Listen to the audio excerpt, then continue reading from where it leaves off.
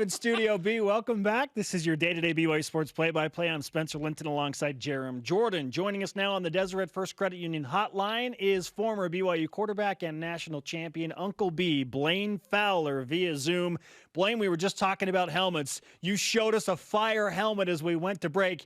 Where did you get that? Who did that belong to? So that's my old helmet, but my helmet was too hammered. And we used to have the little helmet stickers on it. So my boys for Christmas one year took it in to Mick, the equipment guy, and they cleaned it all off. And the only stickers they had, they could only go back to 96. So my helmet has the sticker pattern on it from that 96 team. You can see with the black outline and with the U.S. flag and my number on it. So it was a gift from the boys to me, which was really cool. I mean, 96 was a great team. I'm definitely honored to have my own helmet with their stickers on it, right? Yes. Yes. I mean, the two greatest seasons in BYU football history, right? According to most people, 84 and 96, you've got them combined into one helmet. Absolutely. One that actually got worn in 84, but has the stickers from 96 on it. Absolutely. In my mind, yes, the two best teams. Although we've talked about this before, I think that 1980 team was pretty phenomenal. And then Steve's senior season, I was on that team as well, that 83 team. I wasn't on Jim's team, his junior season, that 80 season when they beat SMU. That's maybe the best offense I've ever seen in the country. And then that 83 team that lost to Baylor on the road and then went undefeated the rest of the season and launched us into our national championship season in 84. They deserve a lot of pub too. But in terms of final national rankings, you got to go with 96 and 84, right? Yeah, number 1 and number 5, hard to beat those. We argued for 83 being in the convo in a special episode during the summer with Steve Young. If you missed that, it's on the BYU TV app. But I did want to ask you, and if you want to wear the helmet the rest of the interview, you're more than welcome. What is your favorite helmet in BYU? It'll tear out my AirBuds pods, or the AirBuds. What are they called? I don't even know what they're called. Earbuds. It will tear out my AirPods. If you want to call them AirBuds, that's fun. It's a movie with the dog. I'm gonna call them AirBuds because it would tear up my AirBuds. But we could teach a lesson on how to put a helmet on by putting your fingers and thumbs in the holes, pulling it open, and then sliding it over your head. But we're not gonna do that because of my AirBuds. One time, my parents took me to see Airbud, and the power went out in the middle of the movie, and I couldn't have been more excited. When I was a kid, I was like, "This movie is so bad. I'm so happy to get a refund." What's your favorite helmet in BYU history? So I like their traditional look. The one that I actually have in my helmet, I do think the black outline helps kind of set it off. So I like that uniform. I like when they're on at home for them to wear the royal with white pants and royal stripes, and then on the road I like them to wear the white and royal numbers with blue pants. Oh, they look pretty good a couple of games. Zach Wilson seems to like the all royal, and if he feels best in that, I'm good with that. but I like that. I like that traditional combo of royal and white, and then switch it up on the road, white and royal, and then just this standard helmet. To me, that's classic BYU, and that's my favorite. BYU's offense through 2 games looks like classic BYU, dominating the opponents 103-10, outscoring them by 93 points, outgaining them by 1,200 plus total yards to 300 something. I mean, it's just absurd. Why is it working, Blaine? And why wasn't it working last year against the likes of Toledo and USF?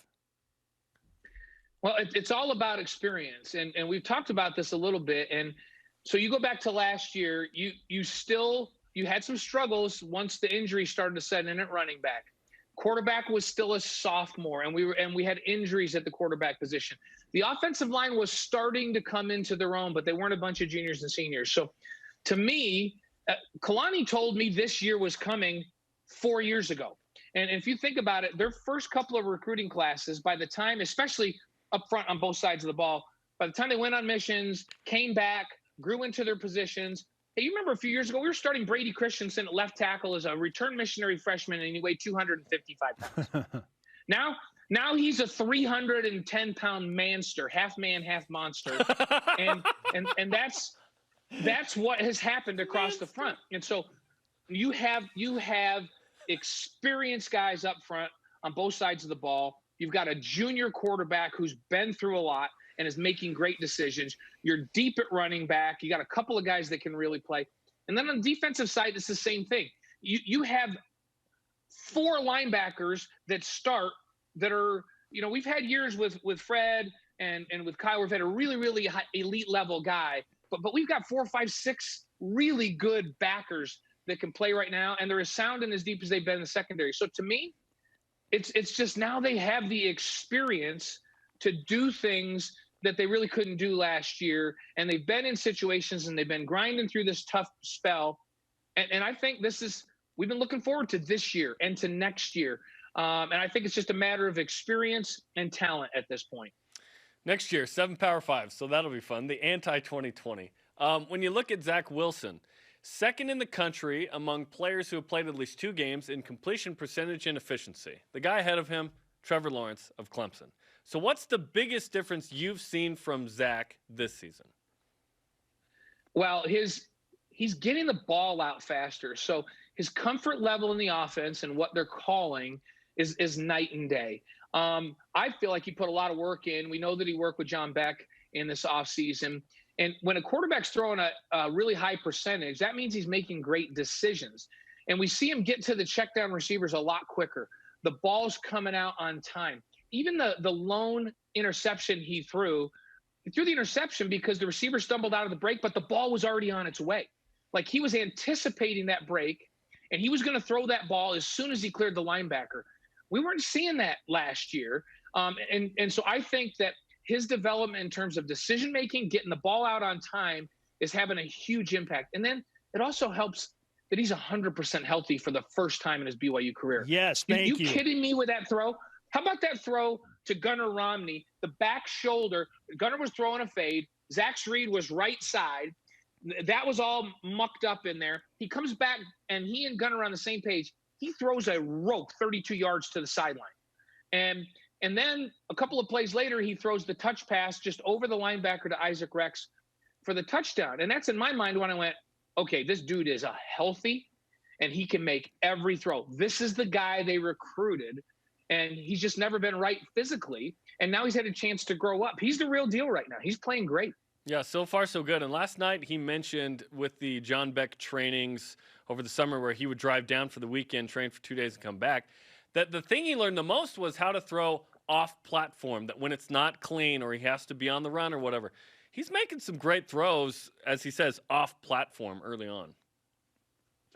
Yeah, and you know what? I love that he's been working with John, because I can think back in my mind's eye to watching John Beck as a freshman out there, or even early in his sophomore year. And it seemed like every time he got sacked, he fumbled. And he was pushing the ball into the places where it shouldn't be forced. And I was thinking to myself, if this dude can't figure out how to take care of the ball, he can't play. But gradually he learned what was going on. And John was a grinder. I mean, that guy worked like nobody. And so now he comes into his junior year, and he was ridiculously good. And then his senior year, he's as good as anybody we've had his senior year. And so the fact that Zach, in a similar situation, forced it to play as a freshman, struggled some to take care of the ball, struggled a little bit last year, struggled with injuries, got smacked around with a young offensive line. His career is following John's. If he can have the kind of junior and senior year that John Beck had, holy cow, BYU's going to be really good this year and next year. Watch out. Pat Forty of Sports Illustrated has included Zach Wilson as one of 7 quarterbacks on his too early Heisman watch list. Blaine, is it way too early for Zach to be in this type of conversation, or are you siding with a respected national analyst in this matter? Hey, when you put these these early season things together, you look at performance on the field. And I know they've only played 2 games, but you got a guy with a pass efficiency rating of over 200 right now, completing 80% of his passes. He's got a 4-to-1 touchdown to interception ratio, and his team is just beating the crap out of people. I don't think it's too early to talk about that, right? If he can sustain what he's doing, he'll be in the conversation. And so, no, I think that's fine. I think that who else are you going to talk about? Who else is performing? You mentioned Trevor Lawrence. He's in rarefied air right now in terms of what the numbers are saying and how his team is performing. I don't have any problem with all of that talk. And it helps because obviously BYU's undefeated. These were 2 winnable games. BYU crushed the 2 teams they competed with, which was great. We've been looking at the schedule down the road, and Tom Hummel said earlier this week on the Zone Sports Network in Salt Lake, hey, it's week to week. Be patient, right? We're going to have an opportunity potentially down the road, November, to add games. Craig Thompson last week says, hey, November 6th or 7th, right? Boise State potentially. Army's not out of the mix. Do you feel like BYU needs more than Boise State in November, another game of import, to get into the New Year's Six conversation later should BYU be undefeated? Yeah, I think that it would be really good if they could. I'd like to see Boise State, Army, and maybe that's enough. But another, and I know that Tom mentioned the other day, Tom Homo, that he's been leaving a few dates open, hoping to get, a quality opponent in November. I think it would be a bonus to add one. If you could just get those 2 on the schedule. It all depends on how Central Florida and Cincinnati fare, right?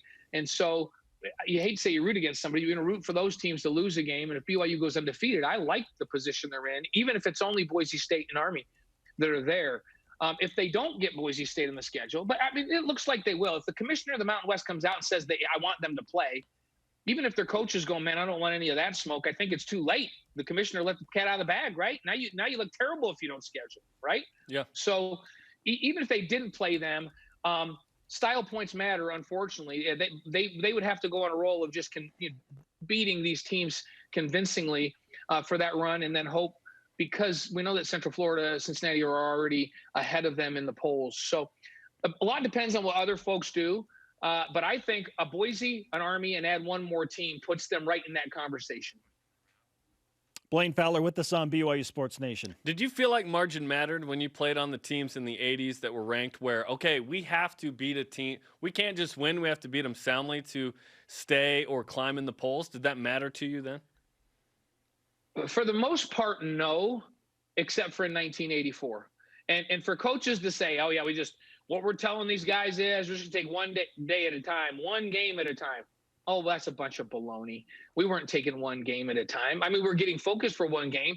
We were looking at every team in front of us in the polls and hoping for them to lose, and then saying to ourselves, guys, this is who we play this week. We need to blow them out. Let's go out and let's kick it out there and kill these guys. So we were watching the polls, and we knew that style points mattered for us. And fortunately for us, the teams that were in front of us on the poll that needed to lose magically lost week after week until we climbed into that number 1 spot. This idea that when you get ranked up there, that you're not looking at who's in front of you in the poll and watching those games with interest and thinking about what you need to do to move up is nonsense. Players look at that stuff.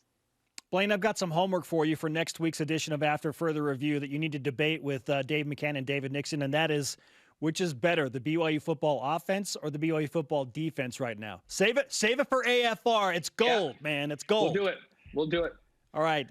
We appreciate the time, my friend, and thanks for the helmet insight. You got it, guys. Good to talk to you. Blaine Fowler on the Deseret First Credit Union Hotline. Deseret First, you know why, we show how. Yeah, there's certain